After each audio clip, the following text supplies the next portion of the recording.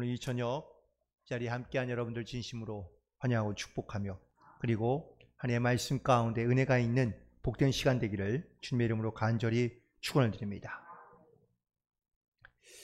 일본의 도쿄에 좀 오래된 호텔이긴 하지만 임페리얼이라는 그런 호텔이 있다고 합니다.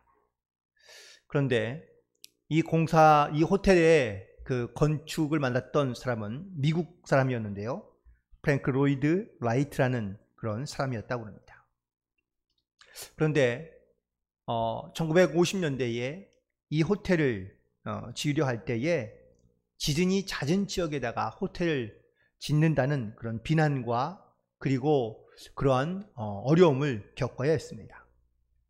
특별히 일본은 지진이 많이 나는 곳이었기 때문에 물론 지진을 견딜 수 있는 그런 호텔의 강도를 짓긴 하긴 하지만 그때만 해도 사실 그 지진의 강도를 이길 수 있는 호텔은 거의 없었다고 합니다. 하지만 이 건축가인 로이드 라이트는 주위의 그런 비난과 차가운 시선 속에서도 아주 주도 면밀한 그런 건축 계획을 세우게 되었는데요. 지하의 깊이 한 8피트 이상 깊이에 분포해 있는 넓은 그러한 점토층이 지진의 충격을 흡수할 수 있다는 그러한 판단이 들었고, 또 특수 공법을 사용해서 건물을 짓게 됩니다. 보통 호텔을 짓는데 2년이면은 이때 호텔 건물을 다 짓게 되는데, 이 임페리얼 호텔은 약 4년이라는 시간이 걸렸다고 합니다. 더더욱 이 호텔을 지을 때에 기초를 다지는 데만 2년이 걸렸고, 그리고 많은 돈도 배 이상 들었다고 합니다. 그러자 더 많은 사람들이 그에게 비난했다고 합니다. 쓸데없이 돈을 많이 들인다. 공사기간이 너무 길지 않느냐. 어차피 지진 나면 다 무너질 건데 왜 이렇게 힘들게 짓느냐 라고 이렇게 얘기했다고 합니다. 결국 호텔을 짓고 난 그 다음 해인 1952년에 도쿄에서 아주 큰 지진이 났는데, 이 지진으로 인해 정말로 거의 모든 건물들이 다 큰 건물이 무너지게 되었는데, 그때 딱 살아남은 호텔하고는 또 건물 하나가 바로 그 임페리얼 호텔이었다고 합니다. 그때부터 일본에 있는 도쿄에 있는 건축물에 대한 건축 방법들이 다 달라지고 바뀌게 되었다고 합니다. 사실 건물을 짓는 데에 가장 큰 차이는 겉으로 보이는 외관일 수 있지만 더 중요한 차이는 바로 기초에 있다라는 것이죠. 기초는 사실 잘 눈에 보이지 않습니다. 하지만 이 기초가 튼튼하고 그리고 또한 좋은 그러한 사람이든 아니면 건물인 경우에는 어떠한 어려움과 고난이 와도 잘 지탱하며 보존하게 되는 것을 볼 수 있는데, 이 기초가 단단하지 않고 견고하지 않으면 건물이든 아니면 인생이든 그 비참한 결말을, 비극적인 결말을 맞이하게 되는 것들을 우리는 많이 보게 됩니다. 그러므로 사실 우리의 신앙도, 그리고 어쩌면은 또한 세워진 교회도 마찬가지입니다. 우리의 영적인 신앙이, 또한 우리의 믿음이 기초가 단단하고 견고하면 어떠한 어려움과 고난이 있다 할지라도 우리는 반드시 승리하며 또한 건강한 모습으로 우리가 살아갈 수 있는 줄로 믿습니다. 저는 오늘 본문에 있는 말씀을 묵상하면서, 물론 여러분들 이 본문에 있는 말씀은 너무나 잘 아는 말씀이겠지만, 예수님께서 분명히 반석 위에 내 교회를 세우겠다고 말씀해 주고 계신데, 반석 같은 교회. 하지만 반석 같은 교회라는 것이 과연 어떤 교회일까? 그냥 우리가 막연하게 말하는 그런 좋은 교회, 그런 어떠한 믿음의 상징을 갖고 있는 교회라고 말할 수 있는데, 과연 좋은 교회는 어떠한 모습을 하고 있는지, 오늘 본문에 있는 말씀의 18절에서 예수님은 반드시 교회를 반석 위에 세우겠다고 말씀하고 계십니다. 그런데 여기서 반석과 베드로가 같은 의미로 쓰여 있다고 말하는 분들이 많이 있는데, 사실 언어적으로 본다면 원어는 틀린 말입니다. 여기서 반석이라는 말은 페트라이고요. 그리고 이 베드로는 페드로스라는 말입니다. 물론 페트라와 페드로스가 물론 같은 어원을 갖고 있는 것은 사실이긴 하지만 엄연히 말은 틀리죠. 페트라는 바로 큰 바위 그 자체를 말하고 있다면 페트로스는 그 반석의 일부인 작은 돌을 의미하고 있기 때문입니다. 베드로가 고백한 그 믿음의 고백 위에 주님께서 반석 위에 교회를 세우겠다고 말씀하십니다. 근데 여기서 말하는 반석은 베드로 그 자체를 말하는 것도 아니고 베드로의 인격을 말하는 것도 아닙니다. 베드로가 고백했던 그 신앙의 고백 위에 또한 그 신앙의 기초 위에 단단하고 견고한 교회를 세우겠다라고 말씀하신 것을 우리는 반드시 기억해야 될 줄로 믿습니다. 그렇다면 우리가 알고 있고 말할 수 있는 좋은 교회는 과연 어떤 교회일까? 바로 첫 번째, 믿음이 강한 교회라고 말할 수 있는데요. 바로 예수님이 세우신 교회라는 것을 분명히 기억해야 될 줄로 믿습니다. 에릭 프롬이라는 사회학자가 있는데 그가 쓴 책에 이런 제목이 있습니다. 너도 하나님같이 되리라. 조금 너무 제목으로는 과한 제목 같은데 그런데 인간에게는 다 이런 마음이 있다는 겁니다. 내가 내 인생의 주인이 되어 살고 싶은 마음, 내가 세상의 주인공이 되고 싶은 마음, 높은 자리에 올라가고 싶은 마음. 사단은 그래서 끊임없이 우리 마음 가운데 내가 주인이 되어야 돼, 내가 원탑이 돼야 돼, 이것을 가리키며 또한 우리에게 이렇게 살아가도록 사단은 유혹하고 미혹하고 생각하게 한다라는 사실입니다. 그런데 이런 생각과 이런 마음을 가지고 있는 사람들이 교회에 와서 신앙생활을 한다는 것이, 특별히 교회는 내가 주인이 아니라 하나님이 주인인 것을 고백하며 살아가는 것이 이것이 교회의 모습이며 또한 성도들의 모습인데, 많은 성도들이 세상에서 살다가 교회 안에 들어와도 여전히 내가 교회 안에서도 마치 내가 하나님인 양, 또한 내가 하나님처럼 살아가고 있거나 또한 그렇게 행동하는 일들이 많다라는 겁니다. 사단이 아담과 하와를 깨일 때도 마찬가지였죠. 너도 하나님과 같이 될 수 있다 라는 말에 하와가 미혹되었고, 그리고 아담도 역시 마찬가지였다라는 사실입니다. 시편에 보면 여호와께서 집을 세우지 아니하시면 세우는 자의 수고가 헛되며 여호와께서 성을 지키지 아니하시면 파수꾼의 경성함이 허사라고 말하고 있습니다. 또한 자문에도 끊임없이 우리가 모든 것을 계획할지라도, 인생의 길을 계획할지라도 하나님께서 인도하지 않으시면 아무런 수고가 헛되다고 말하고 있습니다. 결국 이 모든 말씀의 핵심적인 원리와 기초는 하나님이 내 삶의 주인이시다 라는 말씀입니다. 오늘 본문에 있는 말씀에서 15절부터 20절까지 있는 말씀에 1인칭 대명사, 즉 나 혹은 내라는 이 말이 총 8번 이상이 등장하고 있습니다.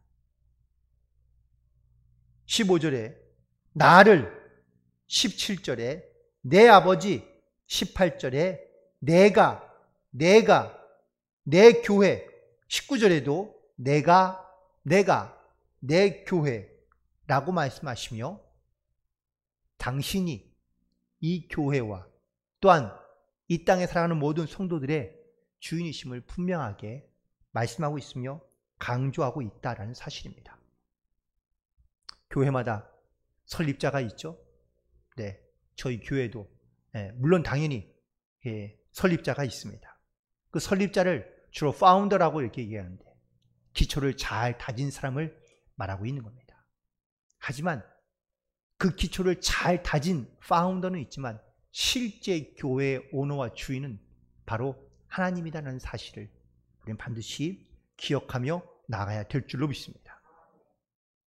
교회가 많이 흔들리거나 아니면 또 어떤 그 분쟁 가운데 휩싸이는 일들이 사실 의외로 많이 있습니다. 그런데 그 교회의 분쟁과 다툼과 싸움의 이유에 가장 근본적인 이유가 뭘까요? 다 주도권입니다.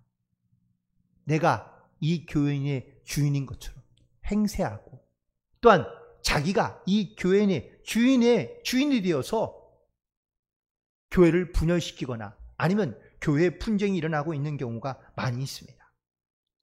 주님이 있어야 될 그 자리에 사람이 올라가 있거나 사람이 서 있으면 그 교회는 결국 무너지거나 아니면 또 갈라질 수밖에 없다는 겁니다. 세상의 어느 것도 마찬가지입니다. 가정도 마찬가지지만 가정이든 기업이든 간에 이 주도권 싸움 때문에 사실 기업도 무너지고 또한 가정도 갈라지는 경우들이 많이 있습니다. 우리는 청지기, 하나님께서 우리에게 맡겨주신 일들을 감당하는 그러한 청직이라는 이 영적인 사명을 우리는 잊지 말고 나아가야 될 줄로 믿습니다. 좋은 교회란 과연 어떤 교회일까요? 다시 강조하지 않아도 먼저 하나님이 주인되고 예수님이 주인되는 교회가 좋은 교회인 줄로 믿습니다.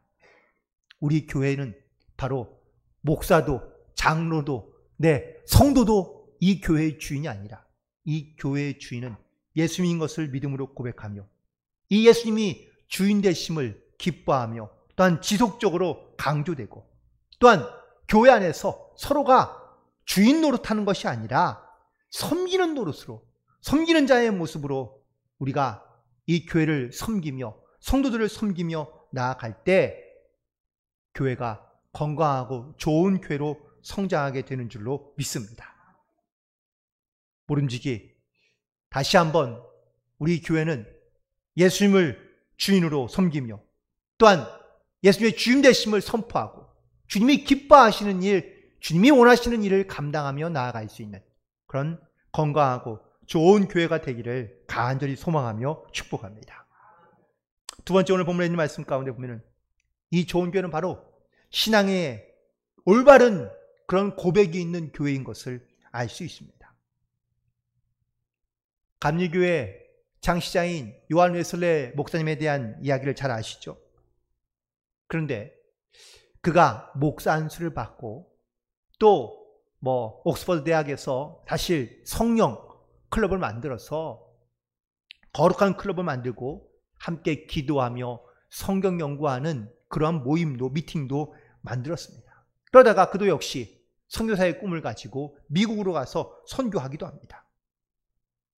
그런데 선교사로 건너가기 전에 이 모라비안 교도들의 대화를 나누면서 어떤 질문을 하나 받게 되는데 그가 그 질문에 많은 고민을 하게 되었다고 합니다. 근데 그 질문이 무엇인 줄 아십니까?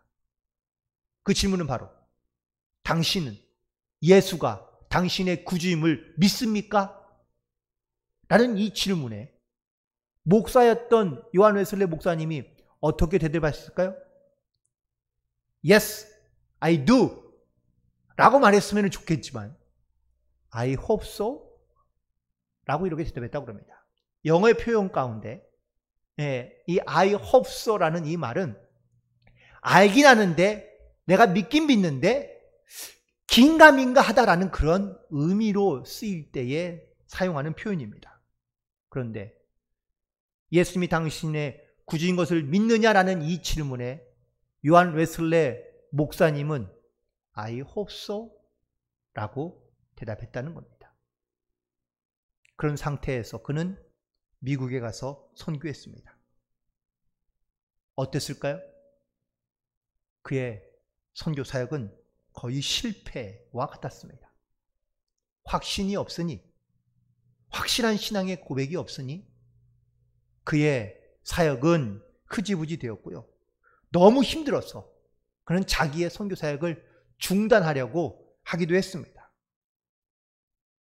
선배에게, 아는 선교사에게 편지를 보냈더니 그 선교사의 답장이 이렇게 왔다고 합니다. 믿고 전할 수 없으면 네가 전하다가 믿어라. 너무나 현실적인 말 아닙니까?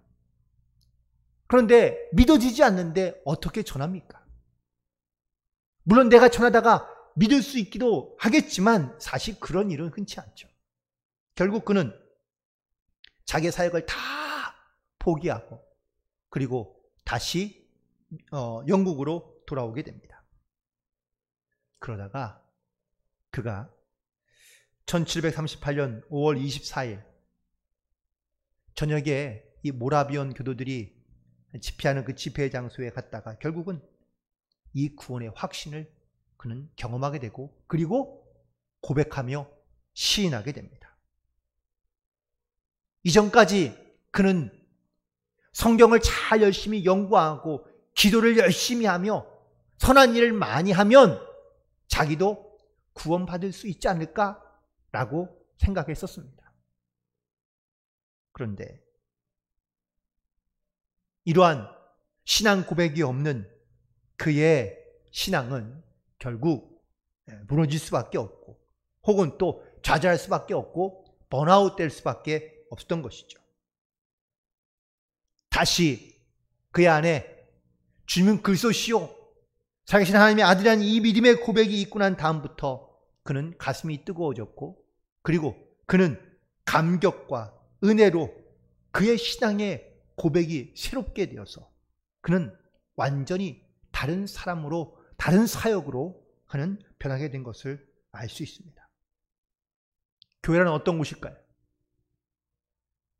각자의 삶의 모습과 위치는 다를 수 있지만 같은 신앙 고백을 가진 사람들이 모인 공동체인 줄로 믿습니다.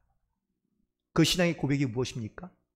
오늘 베드로의 고백처럼 주는 그리스도시요 살아계신 하나님의 아들이십니다. 주님은 나의 구원자이십니다.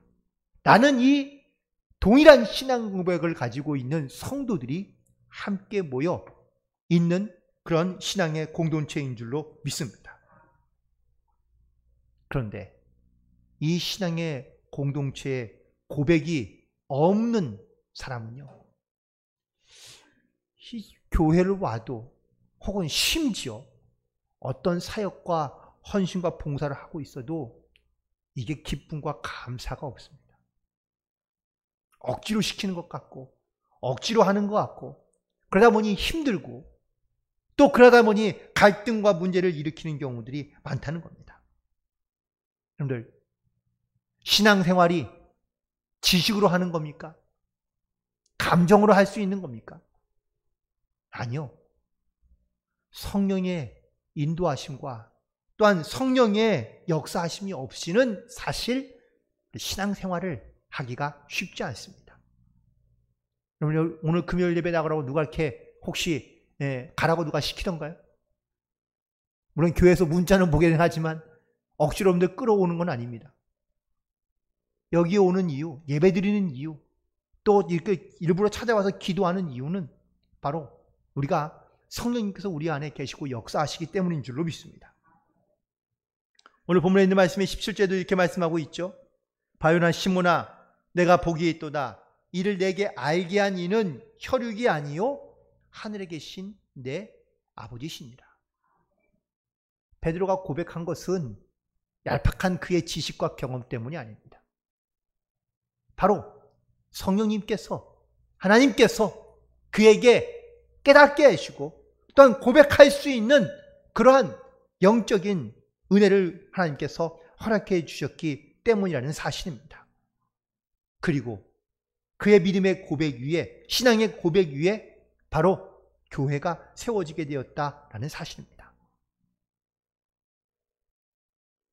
사람 때문에 사실 신앙생활을 처음 시작할 수는 있지만 또한 어쩌면은 어떤 문제 해결 때문에 내가 교회를 다니며 기도하기 시작했을 수 있지만 늘 무엇 때문에 내가 신앙생활을 하는 것이 아니라 내가 나에게 주시는 그 주님의 지혜와 또한 은혜와 성령의 역사하심을 따라 내 입술에서 나오는 신앙의 고백을 통하여 우리가 신앙생활을 할 수 있을 때 또한 그런 사람들이 모인 공동체가 또한 교회가 될 때 그 교회는 좋은 교회가 되고 건강한 교회가 될 수 있는 줄로 믿습니다. 바라고 원하기는 여러분의 신앙의 이 고백이 성령께서 혹은 하나님께서 우리 가운데 깨닫게 해주시는 그 주님의 은혜를 따라 입으로 고백하며 시인하며 또한 그것을 나타내며 증거함으로 말미암아 아름다운 교회 또한 여러분의 신앙과 영적인 성장이 있는 그런 아름다운 믿음의 공동체가 되기를 간절히 소망하며 축복합니다. 그리고 세 번째는 바로 교회란, 좋은 교회는 바로 이 음부의 권세, 사단의 권세, 영적 싸움 가운데 승리하는 교회인 것을 알 수 있습니다. 1815년에 나폴레옹이요 프랑스군을 이끌고 영국을 점령하기 위하여 전쟁을 벌입니다. 그때에 영국의 웰링턴 장군이라는 사람이 바로 월터루에서 전쟁을 프랑스군과 하게 되고요. 그리고 이 전쟁에서 영국군이 대승하게 됩니다. 결국 프랑스군은 다시 돌아갈 수밖에 없었고 영국 국민들은 축제 분위기 가운데 가득 차게 되었다고 합니다. 그런데 얼마 지나고 난 다음에 영국에 살고 있던 프랑스 사람이 영국 사람으로 귀화하게 되었다고 합니다.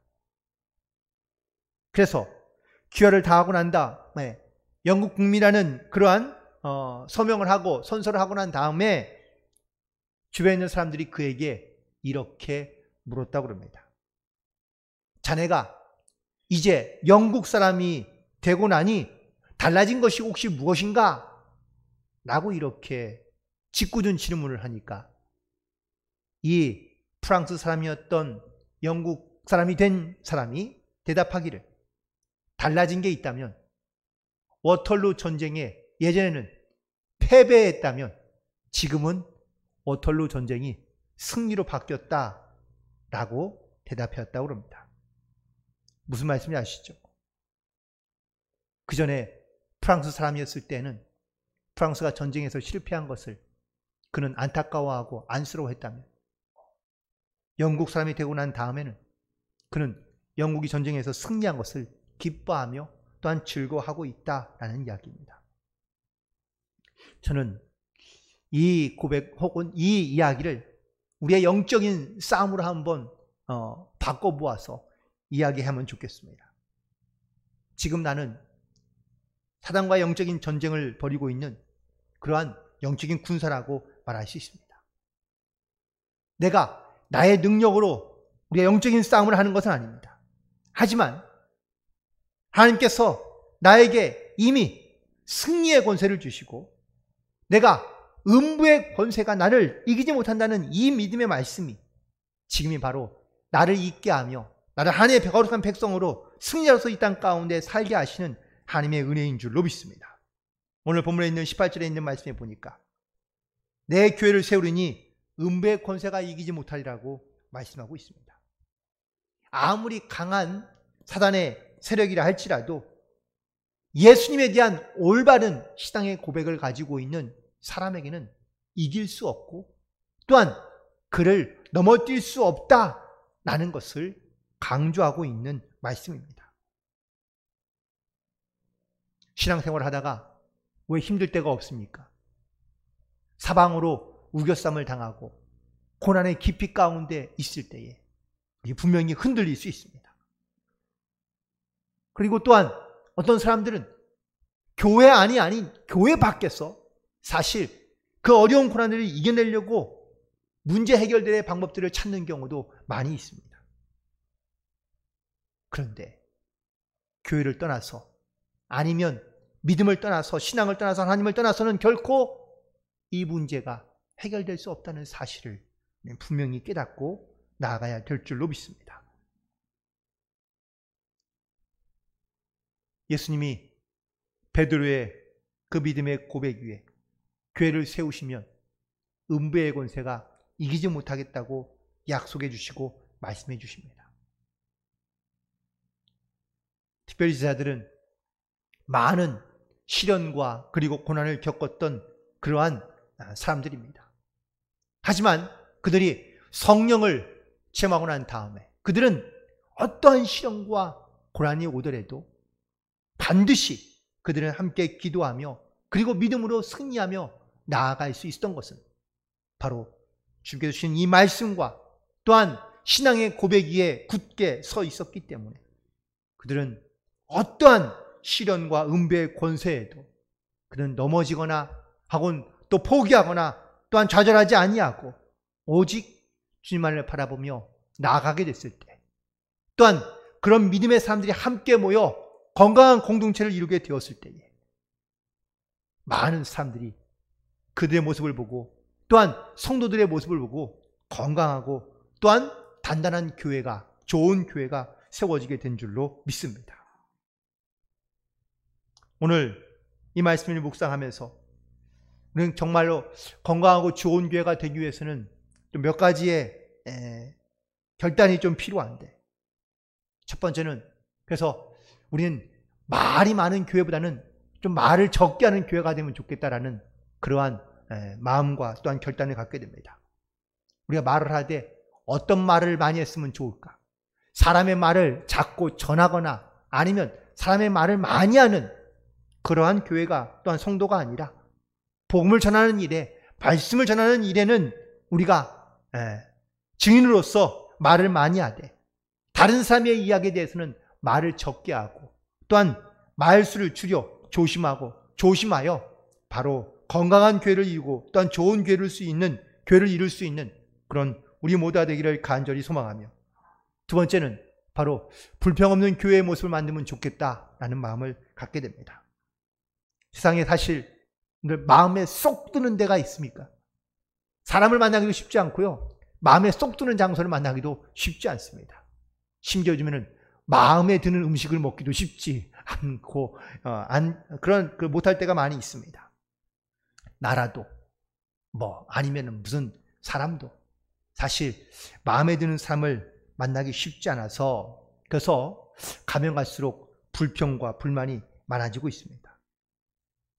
그런데 100% 다 만족할 수 있는 것은 사실은 아무것도 없다는 겁니다.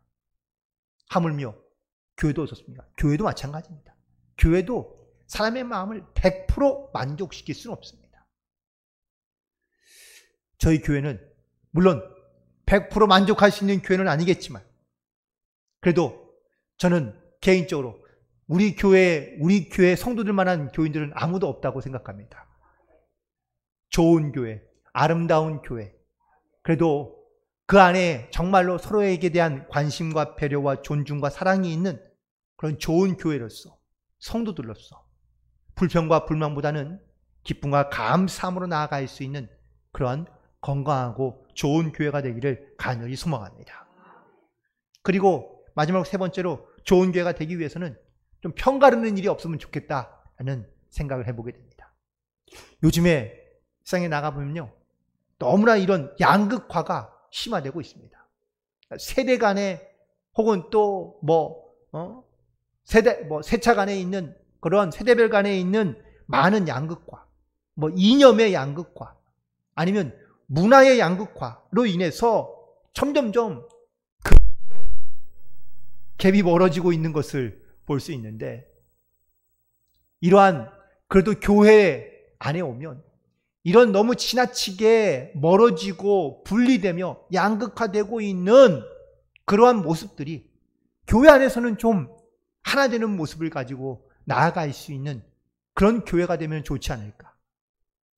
그래서 교회 안에는 물론 정말로 어린아이부터 어른에 이르기까지 다양한 세대와 다양한 생각과 또한 다양한 이념들을 가지고 있는 사람들이 모인 공동체이긴 하지만 이 안에 정말 하나님의 사랑과 그리스도의 사랑이 없다면 그는 어떠한 공동체가 될까?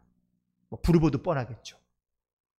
바라고 원하기는 우리 교회가 정말 그리스도의 사랑으로 하나가 되는, 그래서 교회 안에서는 서로가 편을 나누지 않고 함께 할 수 있는 그러한 아름다운 공동체, 좋은 교회의 모습을 가지고 나아갈 수 있게 되기를 간절히 소망하며, 이런 교회들에게 주님이 주시는 축복의 말씀은 바로 19절에 있는 말씀처럼 천국 열쇠를 내게 주리니 내가 땅에서 무엇인지 매면 하늘에서도 매일 것이요 땅에서 무엇인지 풀면 하늘에서 풀리라라는 이 축복의 말씀을 바로 저와 여러분을 통해서 또한 우리 교회를 통해서 아름답게 이루어져 가는 것을 증거하며 나타내므로 하나님께 영광을 돌리며 나아갈 수 있는 그러한 교회가 되기를, 또한 모든 성도들이 되시기를 주님의 이름으로 간절히 축원을 드립니다. 기도하시겠습니다. 하나님,